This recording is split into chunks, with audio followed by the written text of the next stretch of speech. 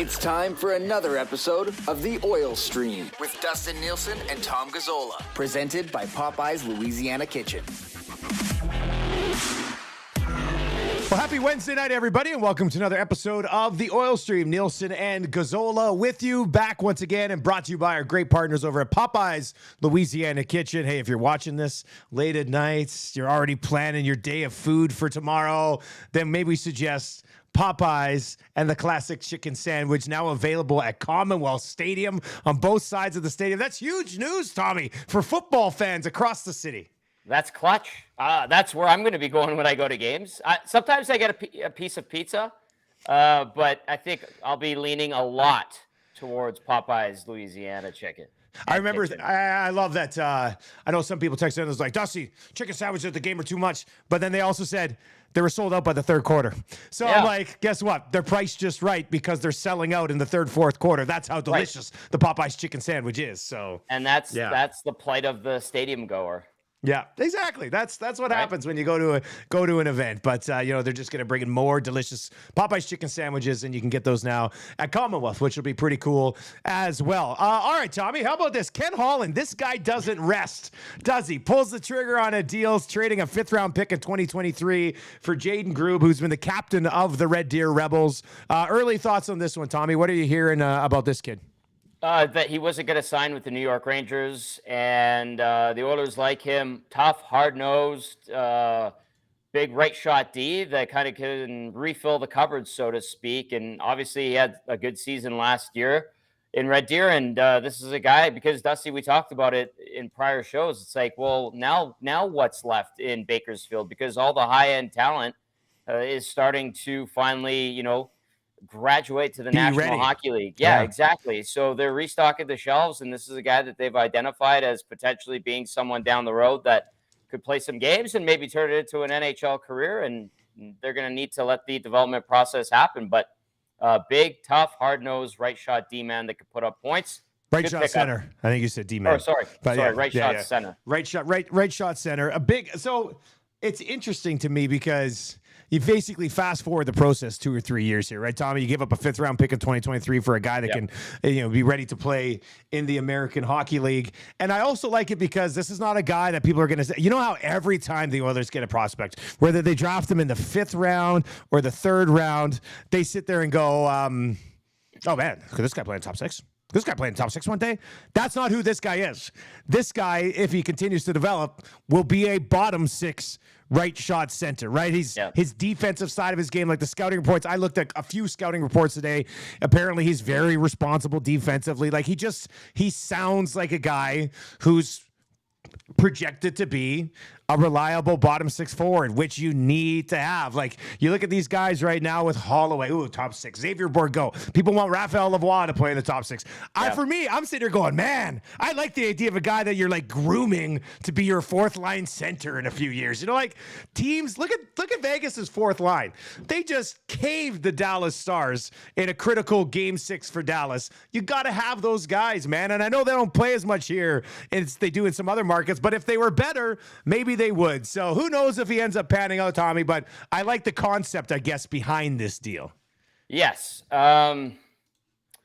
Speaking of, do you want to go into the top 6 stuff, or do you want to just stick with this? Yeah, no, we can dive right into that, buddy. I mean, this isn't going to tie into it, but it's a nice little switch. It is a nice little segue into it because Grubbe will be that type of guy where they could kind of mold him that way. And I like the Vegas comparison. We saw Colasar and Carrier had a huge game 6, and Nick Waugh has been excellent for them. So it's okay to have those types of guys. Not every guy is a high-end prospect that tumbles his way down from top 6 potential to, he learned how to be a bottom 6er. So you can actually groom bottom 6 type of guys, and this might be one of those situations. So with Lavoie, what are you seeing? I'll ask you this. What are you seeing on the inbox when people talk about him right now on the morning show? Okay, I'm glad you brought this up because this morning I had one text that was like dedicated to him. And the question was, Dusty, do you think Lavoie earns a shot this year? And he mentioned 25 goals in the American League, bigger size, bit more body to him. He's come along. But Tommy, I thought the interesting thing about that was earn a shot. Because what's a shot? Is a shot, like to me, a shot for Raphael Lavoie right now would be playing with some offensive guys in the preseason, and seeing how it goes. Like, that's how I would view it. But I know I've got some people 3 days ago or on Monday show, people are being like, Dusty, what do you think about Lavoie as an option, sliding in beside Draisaitl? I'm like, listen, everybody needs to calm down here a little bit. So what are you hearing on Raphael Lavoie, I guess, Tommy? He's not sliding in beside Draisaitl automatically. That's for sure. Cross that one off the list. Check that right off the list right now. I know that for a fact. They're not just going to be like, well, he got 25 last year at the AHL. He's Leon's new right winger. Not a chance. He's going to get a very, very good look in training camp. He's going to be playing in probably the majority of the games. He will have games where he is slotted in beside Connor and beside Leon to see how he plays with them, if he can keep up, if he can mesh well with one of them or even both of them. They're going to throw all those situations at him. Now, is he going to be on the team and penciled in right out of camp? No. He's going to have to earn everything he gets, but they're going to give him plenty of opportunity. And that's basically where he stands. Is he ready to be a top 9 forward in the NHL? Probably not. Would they put him on the fourth line? Not at this stage in his development. So they're going to give him a long look this upcoming training camp. But it wouldn't be a shock to me if he winds up back at Bakersfield. He's going to have like an unreal training camp a la Dylan Holloway last year to make the team. And we saw what that meant. We saw what that meant last year, right? Like Dylan Holloway, we were people texting in. There were other people in this market being like, might be able to score 30 as a rookie. And you're like, pump the brakes here a little bit. So even if Raphael Lavoie has the amazing camp and preseason that Holloway had last year, Tommy, that still might not be enough. So right. But they are going to give him every opportunity to succeed, to see if he's, on the cusp or ready to, at some point, make the leap from the AHL to the NHL. And it's likely, if he does have a decent camp and shows well when he gets to Bakersfield, he'll probably get games when the time comes and, injuries take place and all of that. So is the front runner for that top six spot somebody within the organization right now, Tommy, or would it be somebody from outside the organization, a fresh look? The front runner, as of today, the default front runner is Kyler Yamamoto. Yeah. But the intention is to see if there's a trade around the National Hockey League to move on from Kyler Yamamoto for the amount of money he makes and the production the Oilers get out of him. It's at that point where they're like, well, if we could upgrade it, we're going to upgrade it. So the default. He's had more than enough time in the top six to be a guy that you lock into the top six. I mean, the fans have talked about it. Yeah. We've talked about it. The organization knows full well, and they're going to explore every option they can to trade him. They don't want to buy him out. They know that that's an option, but they want to accrue and save as much cap space as possible. And get an asset. Get an asset. They don't like the idea of any more dead cap space. They still have James Neal on the books, but they just got a couple of guys off of them, Lucic being one of them, and I think Sekera finally came off, and now there's no LTIR and Clefbaum and Mike Smith. So they want to accrue cap space. That is a goal. But yes, they've identified a need to upgrade right wing in the top six, a la Kyler Yamamoto, in a trade. And there's probably an appetite to make a trade out there somewhere with the other 31 teams. Honestly, do the Oilers have to sweeten it up? I don't necessarily think so, but we'll see when the time comes. I wonder if there is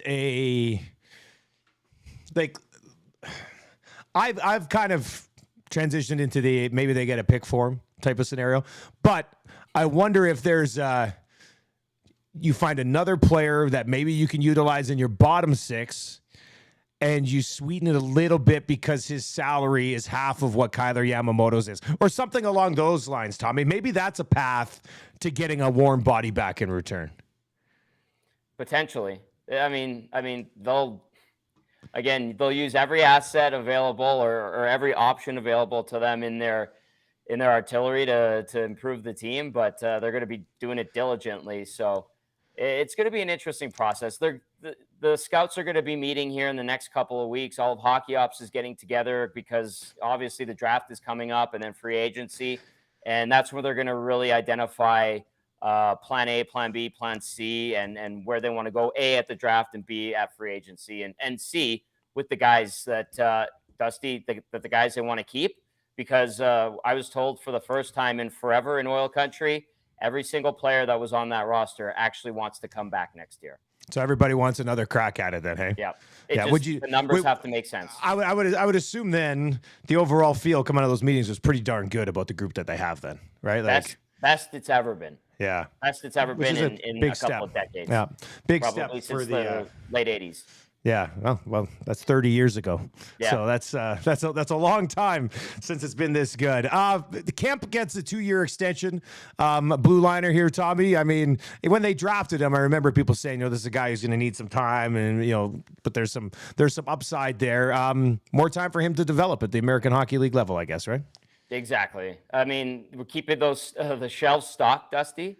Yeah. That's the important thing. This is a homegrown guy. They put a lot of time and effort into him, and just kind of keeping him around, seeing what he becomes. And, I don't think that they're making any big promises to him. But when you kind of go from young prospect to a reliable veteran at the AHL level, at some point, especially if an organization wants to keep you around, you might be an option to get some NHL games. And like when they lost Kesselring in that trade, and surprisingly, Kesselring started playing for the Coyotes. Yeah, right away. You're just like, oh, okay, now it's getting bare on the back end for the Oilers. And we're talking about Grubbe up front earlier in the show, going and restocking the shelves up front. Well, you want to keep some of those shelves stocked with guys on the back end, especially after what transpired with Desharnais graduating to the big club, Broberg as well, and then Kesselring going too. All right, let's get into your Boston Pizza appetizer. Patios, of course, now open and ready to go for a beautiful summer coming up here in Edmonton. Happy hour daily from 2 to 5, and then again from 9 until close. We will be, we still have to lock in that date, but we'll be live at a Boston Pizza. Where are we going again? Namale? Namale. Yeah. At my dad's request, obviously. We've already been there. We basically go whatever neighborhood Tommy's dad is going to be around that day.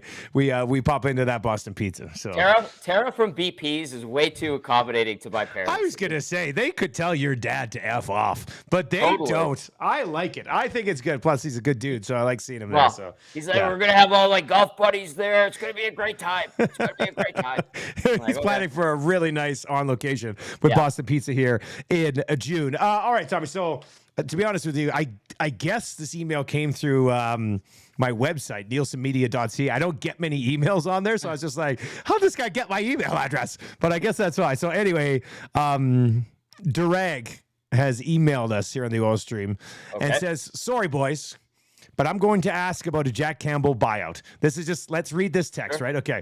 I'm going to ask about a Jack Campbell buyout. Can we agree that there's absolutely no chance that Campbell takes the starting job from Skinner? The coach has proven that he prefers to let Skinner figure things out when he's struggling rather than start Campbell. Buying out Campbell saves you about $3.4 million and $3.8 million over the next 2 years. Can you sign Varlamov, an excellent backup, for 2 years at $2.5 million?